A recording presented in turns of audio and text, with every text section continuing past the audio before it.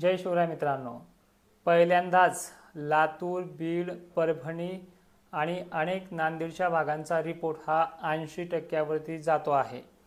फक्त तारखा ज्या आहेत त्या फक्त जुलै महिन्यातल्या आहेत आणि ती लय लांबच्या सुद्धा नाहीत, 2 जुलै अशी आहे। म्हणजे अवघ्या 3 ते 4 दिवसामध्ये ह्या सातत्यानं परेशानी असलेल्या भागांमध्ये हा पाऊस अखेर सक्रिय होण्याच्या मार्गावरती आहे, असा पॉझिटिव्ह रिपोर्ट 4 ते 5 मॉडेलच्या कंपॅरिझन केल्याच्या नंतर निघतो आहे।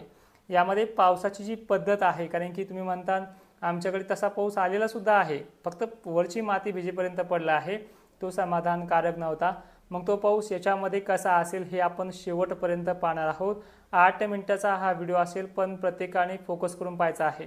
आणि सगळ्यात महत्त्वाचं म्हणजे पूर्व विदर्भातले जे काही जिल्हे आहेत त्यांना अतिवृष्टी सदृश सलग 4 दिवस पाऊस हा उघडणार नाही, तीही तारीख तुम्हाला मी आज सांगणार आहे।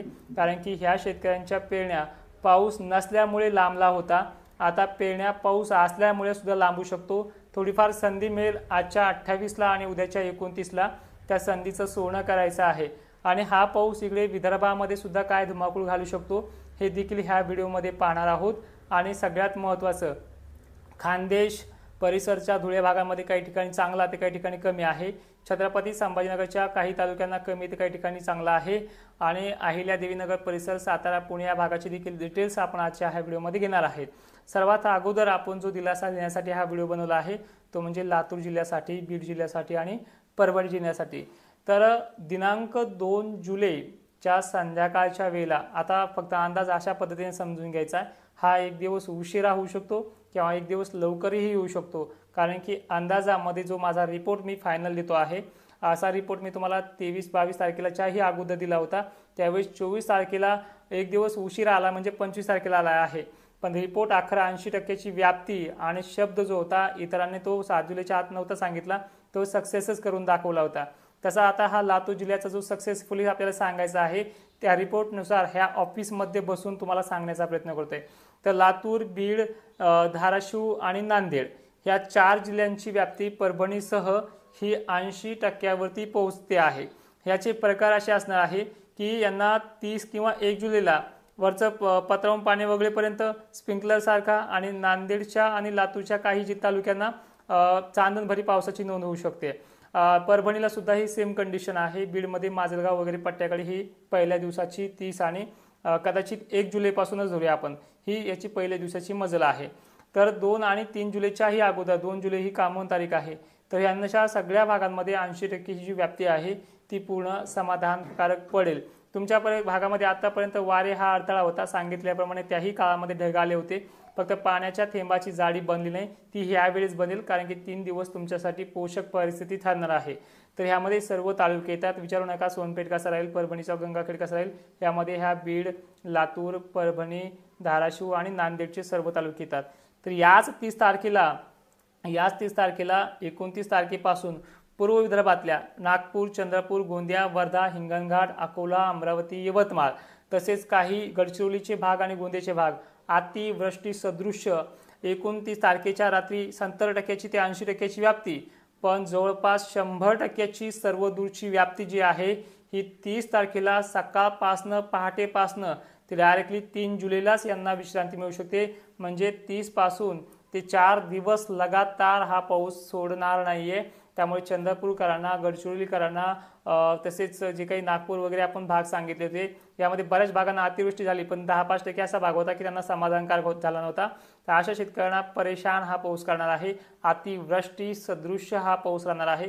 त्यामुळे ह्या काळामध्ये नदी ओलांडताना वगैरे गोष्टी करताना, आणि हे जे काही अतिवृष्टी होणार आहे ही 20% भागात होणार आहे, पण सातत्यानं रानं चिबडेपर्यंत काही ठिकाणी विहिरीला सुद्धा पाणी ह्या भागात येऊ शकतं, अशी कंडिशन याच टायमिंगला आहे। तुम्हाला तारीख मिळते आहे उद्याची 29 तारीख चंद्रपूरसाठी, गोंदियासाठी, आणि 30 तारीख ह्या पूर्व विदर्भातल्या सर्व जिल्ह्यांसाठी, हिंगोली आणि वाशिमपासून खालच्या, अकोल्यापासून, अमरावतीपासून खालच्या भागांना।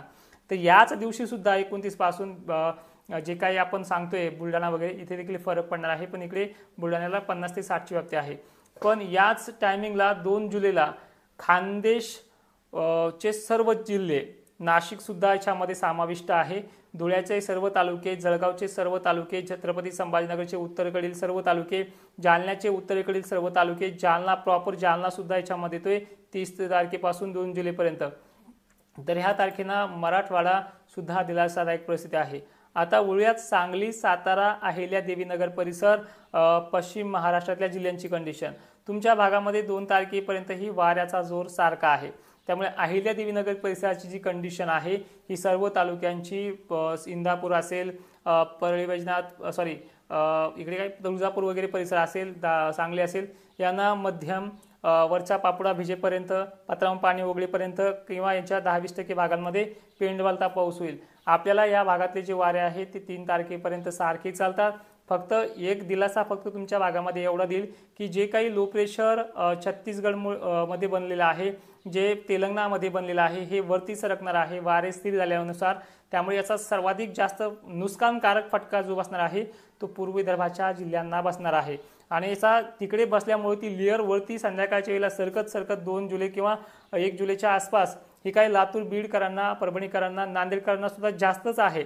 यांना हा जो दिलासा मिळणार आहे या लेअरमुळे मिळणार आहे। आणि ह्या बीडपासून खालच्या भागांना, धाराशिवपासून खालच्या भागांना, लातूर वगैरे सर्व भागांना हा पाऊस आपलं पीक वाचवेल या कंडिशनचा आहे। पण 80% व्याप्ती आहे, यातही 20% भाग तो सोडू शकतो, पण 80% व्याप्ती ही सर्वदूर पावसात जमा असते। आता व्हिडिओच्या शेवटी एवढं सांगेन की बऱ्याच जणांना अजूनही अपडेटची गरज असते, स्पेशल आमच्या जिल्ह्याचा व्हिडिओ माहिती घेण्याची गरज असते।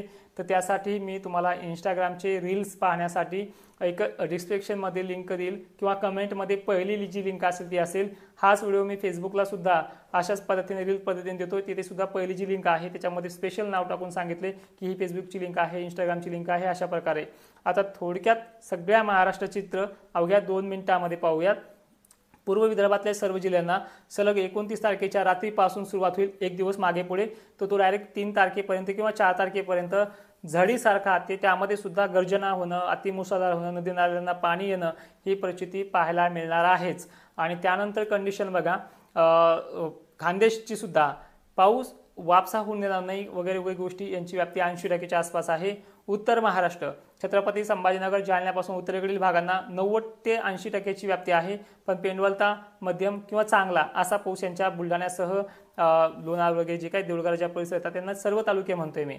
आणि लातूर, बीड, परभणी यांना 80% व्याप्ती आहे, फक्त समाधानकारक आहे। पेंडवणीपासून चांगल्यापर्यंत हा पाऊस असेल आणि यातही काही 20% भागांना राहिलेल्या हा पेंडवलत्याच्या आसपास हा पाऊस होईल। फक्त याच्यामध्ये एवढी कंडिशन आहे की पिकांना 4-5 दिवस ढकलेल अशी कंडिशन राहणार आहे। तर बऱ्याच पिकांना 8-8 दिवस पाणी द्यायची वेळ येणार नाही ह्या लातूर आणि बीडसाठी। एकंदरीत चित्र असं होतं, हे तुम्हाला सांगण्याचा प्रयत्न केलाय। आणि ज्यावेळेस मी ही गोष्ट उचलून धरतोय त्यावेळेस ती सत्यामध्ये देखील येते आणि हा रिपोर्ट काढून सांगितलेला अंदाज आहे। त्यामुळे सगळ्या शेतकऱ्यांपर्यंत ही माहिती पोहोचण्याचं काम आपलं असेल।